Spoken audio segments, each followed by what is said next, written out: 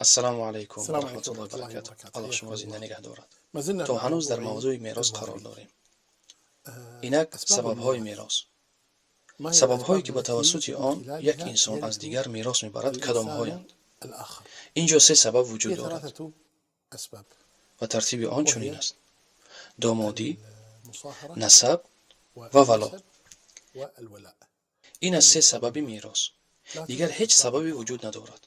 إما یا دامادی مصاهرة است، وإما یا نسب نسب، وإما یا اینکه ولا. ولاء. مثال دامادی والمصاهرة زن و شوهر. اللي هي الزوج والزوجة. شوهر از زن الزوج میراث يرث میبرد، زوجته زن باشد از والزوجة شوهر. ترث زوجها، أو الزوج يرث من زوجته والزوجة ترث من همین از دامادی زوجها. و میراثبری به سبب آن. السبب سبب دوم الثاني نسب است. النسب. آنچه که شما را وهو نزدیک و يجمعكم سرجم معه میکند نسب. نسب است. این را القرابة قرابت و تسمى. خویشاوندی هذا میگویند. النسب أو همین القرابة نسب و أيضا خویشاوندی سبب همچنین به میراثبری للميراث. سبب است. فالذي ليس بنابر شخصی بينك که با وبينه شما قرابة لا خویشاوندی يرث. نداشته باشد كالجار میراث مثلا نمیبرد. لا مثلا يرث همسایه از القرابة. همسایه میراث نمیبرد. أخوك برادر في الله لا دینی يرث. میراث نمیبرد. برادر أخوك في شیرخوارگی الرضاعة لا میراث يرث. نمیبرد، چون میان وليس آنها بينه خویشاوندی وبينه نیست، نسب، بلکه میراث وإنما تنها الميراث از بسبب نسب است. النسب. از این رو الرضاعة نه در ليس فيه شیرخوارگی و نه در دوستی و همسایگی توارث. میراثبری نیست. الصداقة ليس فيها توارث. الجيرة ليس بينها فيها توارث. این چیز وإنما تنها در النسب. نسب است.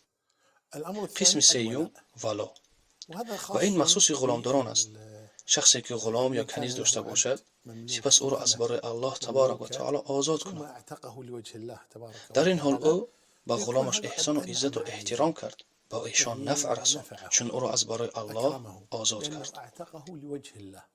بینومر رفته فإذا من شخصی را أعتقت از أنا برای شخصا الله لوجه تعالی الله آزاد کنم، فإنني من از او میراث میبرم. أرثه اگر كما ایشان يرثني. میراثبری نداشته باشد، من از او با تعصیب میراث میگیرم. این را در آینده بیان خواهیم کرد. إذا لا اینک يوجد میراثبری نه در بالرضاعة شیرخوارگی می شود ولا بالجيرة و نه ولا همسایگی و نه بالصداقة در محبت و ولا دوستی. بالمحبة. هیچ کدام از این علاقه به میراثبری ندارد. الميراث حق فقط میراث تنها در المصاهرة دامادی، والنسب نسب و ولا می باشد الولاء.